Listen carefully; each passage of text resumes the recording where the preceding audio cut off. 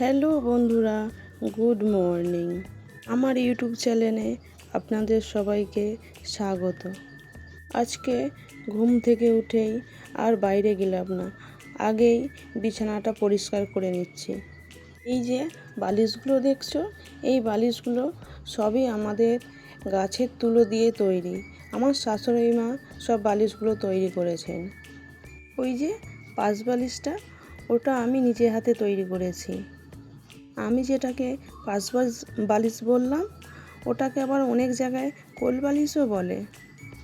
বিছানা যদি টান টান হয় না, তাহলে পুরো ঘরটাই সৌন্দর্য ফিরে আসে। বাইরে রোদের আলোটা দেখে মনে হলো আজকে তাহলে ভালোই রোদ বেরিয়েছে। আর এই যে জামা কাপড়গুলো রোজের গুছাই, আবার রোজের অগোছালো হয়ে যায়।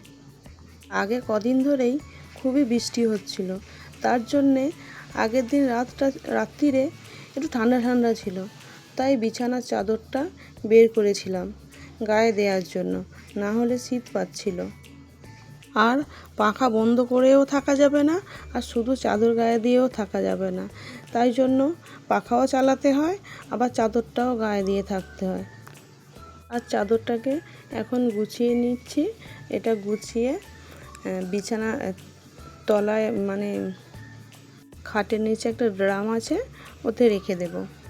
আর কোনো কিছু কাজ না করেই আমি চলে এলাম তালটা গরম করতে। এটাকে আগের দিনে আমি ভালোভাবে জাল দিয়ে রেখে দিয়েছিলাম। তালটাকে আমি তালসত্ত্ব বানাবো। কেন জানো তো? ওই যে আমার বর বাড়িতে থাকে না, বাইরে থাকে। যখন বাড়িতে আসবে তখন তাকে তালের ফুলুরি বানিয়ে দেব, তার জন্যই আমি এটাকে তালসত্ত্ব বানিয়ে রেখে দেব। এদিকে আবার আমার সেজোজা এসেছে দেখতে আমি কিভাবে দিচ্ছি। আর জানো তো, আমি কোনোদিনও তালসত্ত্ব বানাইনি। আর সব থালাগুলো রাখার ঠিকঠাক জায়গা হচ্ছিল না, ওই হাঁড়িটা সামনে ছিল, তাই হাঁড়িটাকে আমি সরিয়ে রাখছি। আর ওই হাঁড়িটায় না আমাদের রান্না পুজো হয়েছিল, সেই জন্য বের করেছিলাম। আর আমরা রান্না পুজো আমার জায়েরা সবাই মিলে একসঙ্গেই করি। আমার সেজোজা এসে বলল, একটু তেল দাও, তাহলে তেল দিয়ে তার ওপরে তালটাকে দিতে বলছিল, যাতে তালটা শুকনো হওয়ার পর তাড়াতাড়ি উঠে যায়। যাই হোক, সব থালাগুলোতে প্লাস্টারের মতো করে দিলাম। আর যাব ছাদে শুকনো দিতে, তার জন্য দুটো থালা নিয়ে গেলাম। একসঙ্গে তো সব থালাগুলো নিয়ে যেতে পারবো না, তাই দুটো দুটো নিয়ে যাব। আর ছাদে গিয়ে দেখি ছাদটা অনেকটা নোংরা হয়ে আছে, তার জন্য আবার নিচে নেমে এলাম। থালাগুলো রেখে আগে গেলাম ছাদটা ঝাড় দিতে, নাহলে সেই ধুলোগুলো পাতা আছে, সে পাতাগুলো উড়ে আসবে, সেই জন্য ছাদটা ঝাড় দিয়ে চলে এলাম। মধ্যেই আমাদের সজলধারায় জল এসে গিয়েছিল। যাই হোক, রোদ বেরিয়েছিল, সবাই তো জামা কাপড় কেচে দিয়েছে। বর্ষাকাল মানেই বৃষ্টি, আর যখন বৃষ্টি হয় তখন তো আর জামা কাপড় কাচা হয় না। আর একদিন যদি রোদ বেরোয় তাহলে আর দেখতে নেই, যেখানে যা আছে সব কিছু কেচে দিতে হয়। যাই হোক, তালসত্ত্বগুলো রোদে দিয়ে চলে এলাম তরকারি বসাতে। আমার মেয়েও চলে এসেছে টিউশন থেকে, সে স্কুলে যাবে, তাই তরকারিটা একবারেই বসিয়ে দিয়েছি।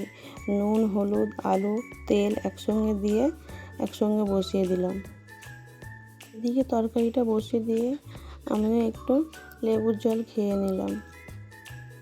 সিঁড়িতে অনেকবার ওঠানামা করেছি, তার জন্য খুবই জল তেষ্টা পেয়ে গিয়েছিল।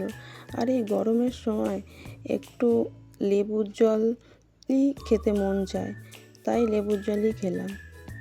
জল খেয়ে আবারও সেই কাজে লেগে পড়লাম। বাসি কাজ সারা হয়েছিল না, তাই ঘরটা মুছে নিচ্ছি। ওদিকে বাসনগুলো কলপাড়ে রেখে এসে ঘর মোছা শেষ করে বাসন মাজলাম, মেয়েকে মুড়ি দিলাম। স্কুল যাওয়ার জন্য সে রেডি হবে।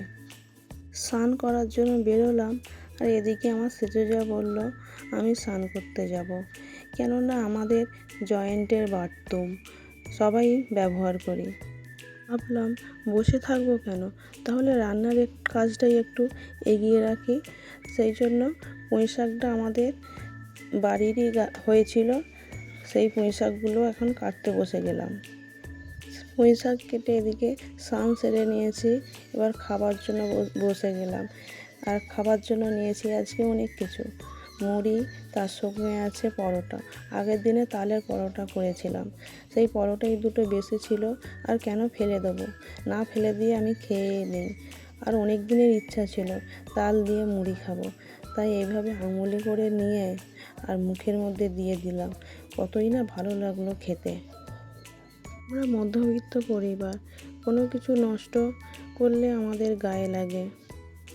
কেন জানো তো, একটা টাকা ইনকাম করতে মাথার ঘাম পায়ে ফেলতে হয়। আমি হয়তো ইনকাম করি না, কিন্তু আমি বুঝি কষ্টটা। আগে তো সংসার কাকে বলে জানতামই না, আর এখন শিখে গেছি। সংসারের দায়িত্ব নিতে শিখে গেছি, আর নিজের অসুস্থতাকে ভুলে যেতে হয়। এখন যতই অসুস্থ হই, নিজের কাজ নিজেকেই করতে হয়। রান্না বান্না করার মতো কেউ থাকে না, নিজের বিশ্রামের কথাও ভুলে যেতে হয়। খাওয়া তো আর বন্ধ হয়ে থাকা যাবে না, খেতে হবেই। যাই হোক, এদিকে আমি তরকারিটা নাড়তে বসিয়ে দিয়ে মশলাটা বেটে আনলাম। আর তোমরা পুঁই শাকে কী মশলা দাও সেটা আমাকে অবশ্যই কমেন্টের মাধ্যমে জানিও। আর এর মধ্যেই পুঁই পাতাটা কেটে রেখেছি, সেটা দিতেও ভুলে গেছি, তাই মশলা দেওয়ার পর পাতাটা দিয়ে দিলাম। আর ওদিকে তরকারিটা বসিয়ে দিয়ে আর এদিকে চলে এলাম সেই তাল সত্ত্বগুলো যে রোদে দিয়েছিলাম সেটা দেখতে, কেননা ছাওয়া পড়ে গিয়েছিল, সেই ছাওয়া থেকে আবার রোদের দিকে দেওয়ার জন্য। দুটো একটা পাতা পড়েছিল, সেই পাতাগুলো ফেলে দিলাম। আর দেখো কত সুন্দর হয়েছে তাল সত্ত্বটা। আর জানো তো, খেতেও না অসাধারণ হয়েছে। আমার মেয়ে তো অর্ধেকটা খেয়েই নিয়েছে, একটা থালার মধ্যে যতটা আছে তার অর্ধেকটা খেয়েই নিয়েছে। প্রচণ্ড রোদ বেরিয়েছিল, দেখলাম জামা কাপড়গুলো শুকনো হয়ে গেছে। আসার সময় জামা কাপড়গুলো কিছু তুলে নিয়ে চলে এলাম, এসে দেখলাম তরকারিটা হয়ে গেছে, তাই তরকারিটা নামিয়ে এদিকে মাছ ভাজা বসিয়ে দিলাম। আর মাছটা ছিল বরফের মাছ। বরফ মাছ সেরকম আমি খাই না, কিন্তু ওই যে আমার জায়ের ছেলেকে আনতে দিয়েছিলাম, ওই বরফের মাছই এনেছে। কি করবো, ফেলে তো দিতে পারি না, আর কিছু বলবো না, বললে আবার খারাপ ভাববে। সেই জন্য যাই হোক রান্না করে নিলাম। যাই হোক, কোথাও যদি ভালো লেগে থাকে সাবস্ক্রাইব করে পাশে থাকবেন। আজকের মতো টাটা।